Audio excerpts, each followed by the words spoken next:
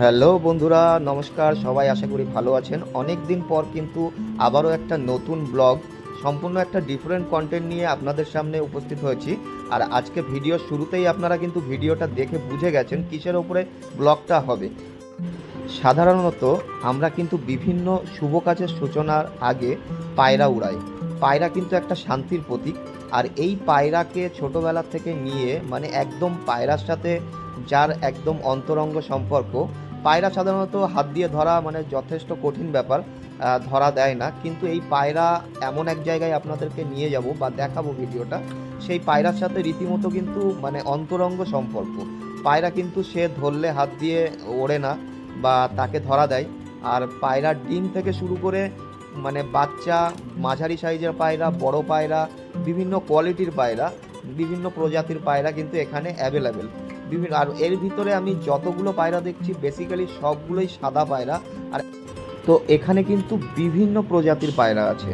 তো একটা একটা করে নাম আমি জানার চেষ্টা করব।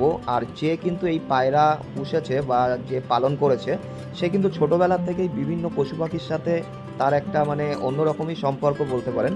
তো অনেকেই হয়তো তাকে চেনেনও বটে। ফোন নাম্বার কিন্তু দেওয়া আছে ভিডিওর মধ্যে। আপনারা যদি কেউ যোগাযোগ করতে পারেন বা পায়রা নিতে চান, তাহলে কিন্তু তারা অবশ্যই এখানে যোগাযোগ করতে পারেন। তো এখানে আসার পর তার কাছ থেকে আমি যেটা মানে সমস্যা পায়রাদের, সেটা একটা জিনিস জানতে পারলাম, যে পায়রারা কিন্তু সাধারণত অনেক উঁচুতে ওড়ে। তো তাদেরকে মাঝে মাঝেই বাজ পাখি তাড়া করে। তো বাজ পাখি তাড়া করলে পায়রারা কিন্তু উড়ে তখন দিশা হারিয়ে যায়, তারা কোথায় যাবে সে বুঝতে পারে না, বাঁচার জন্য যে কোনো জায়গায় চলে যায়। সেরকমই কিন্তু এখানে অন্য আরেক জায়গার পায়রা, সে কিন্তু এদেরই বাসায় চলে এসছে, তার কাছে ধরা পড়েছে। তো পায়রাটা হচ্ছে, দেখুন এই যে কালো রঙের যে পায়রাটা, এটা অন্য জায়গার পায়রা। তার পায়ে একটা গোল বালি পরানো আছে, তাতে মালিকের ফোন নাম্বার এবং ঠিকানাও লেখা আছে। তো যদি কেউ মানে এই পায়রাটা যার, সে যদি উপযুক্ত প্রমাণ দিতে পারে, তাহলে অবশ্যই এই পায়রাটা এই ব্যক্তি আবার ফেরত দিয়ে দেবে তাকে।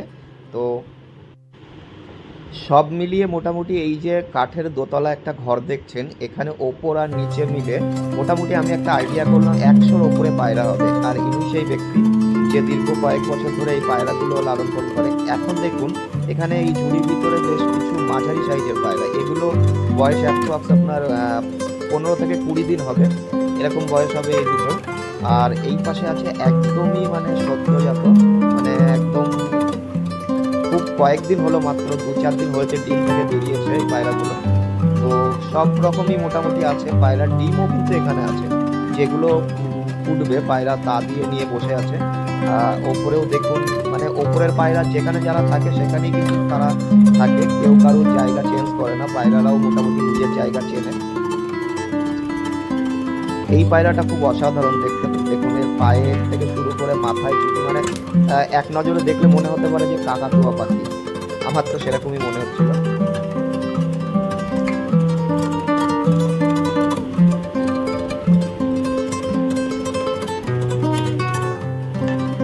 আরও আরও কিন্তু দুটো সদ্যজাত একদম নিচের ঘরে আরও দুটো বাচ্চা দেখতে পাচ্ছেন। সবে 3-4 দিন হয়েছে ডিম থেকে বেরিয়েছে এরা।